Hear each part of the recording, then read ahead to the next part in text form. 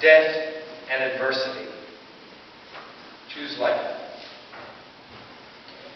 Please.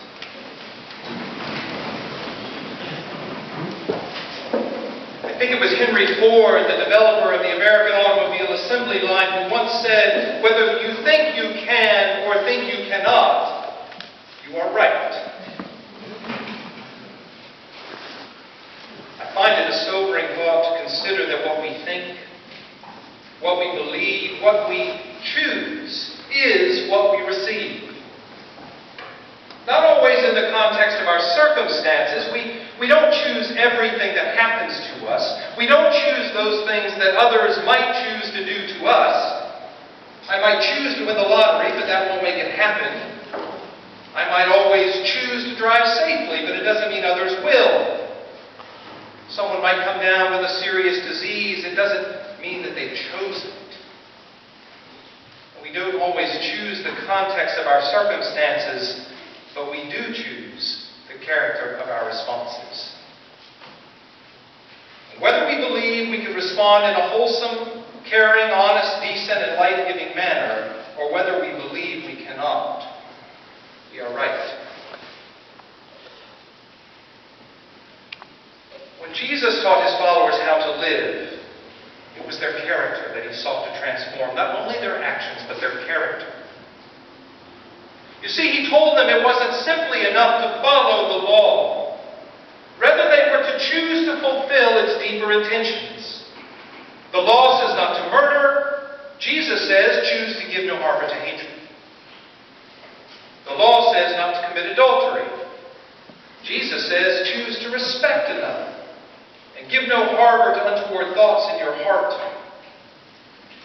The law provided for a man to divorce his wife. Jesus asked his followers to choose fairly, to consider just what such a divorce would mean to a woman who's done no harm to her husband, a divorce that would leave her with no family, no means of making a living, and no prospect to enter honorably into a new relationship.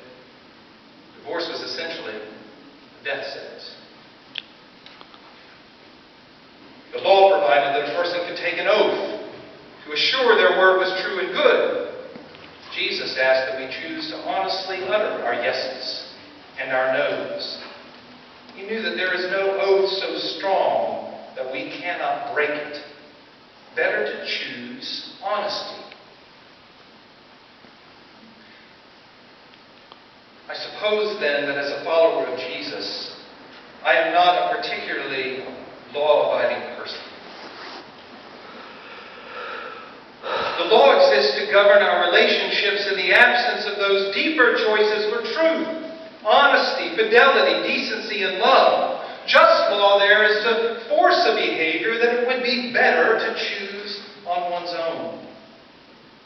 It is something, then, beyond the law that Jesus advocates. He speaks for right relationship, for the fulfillment of the better parts of our nature, for a caring response to the context we may not have chosen, but in which we live. I mean, can it be so simple, really, as to sort of understand, just as an ordinary example, that we don't observe a speed limit to prevent us from driving as fast as we want, or because we just want to follow the law. Rather, we might observe a speed limit as a means of providing the best possible situation for everyone on the road to be safe. Is it so simple to believe that in Christ, the basis of the law becomes consideration for the well-being of others? Why not? I believe it's so. For in providing that consideration for others, we live most fully into what we are being called to be. And we find our greater satisfaction as human beings. Look, we can fight. We can strive for what we want, no matter the cost to another person. We can choose to ignore a call to decency and consideration and love. We can practice the letter of the law and never fully care for another human being. We can live in loveless marriages, angry and illicit relationships, and dishonest discourse. We can even cynically believe that this is nothing different than our human nature. If we look around the world, we surely see that much of it is a mess. But whether we think we can live differently after the manner of Jesus or whether we think we cannot, we are right. And when we choose not to live as we've been called, what peace is there in our lives? It doesn't matter how smart we are, how powerful we are, how rich or well-educated or gifted we are. Eventually, if we would choose to live wholesomely, happily, and well, we need to realize that the commandments of Jesus to love God and to love our neighbors as ourselves are in place for our own good. They're in our best interests. And they're worthy of every effort that we make to fulfill them. And when we're stuck, when we might choose our own course, what then?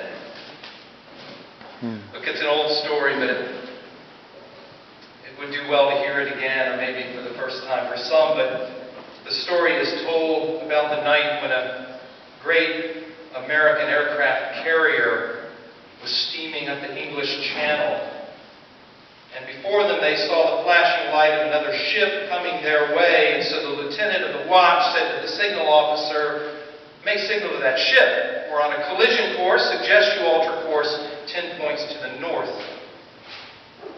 A few minutes later, the signal officer returned with a reply which said, "You are on a collision course, and suggest you alter your course 10 points to the south." The lieutenant showed the message to the captain, who ordered a reply. "This is the captain of the ship. My ship has right of way in this channel. Suggest you alter 10 points to the north." After a little while, the answer came back. "This is Able Seaman Jones of Her Majesty's British Navy. Your ship does not have right of way in this channel. Suggest you alter course 10 points to the south." Well, the captain was infuriated. He showed the note to the admiral, who ordered the next message. "This is the admiral. I demand right of way in this channel. Suggest you alter your course 10 points to the north."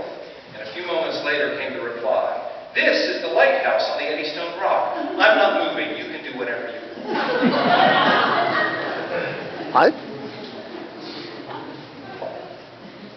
When we find that the course that we are taking causes us troubled hearts, when we perceive danger before us, when we recognize that we are acting outside of the will of God for our lives, perhaps it's our hearts that need to alter course.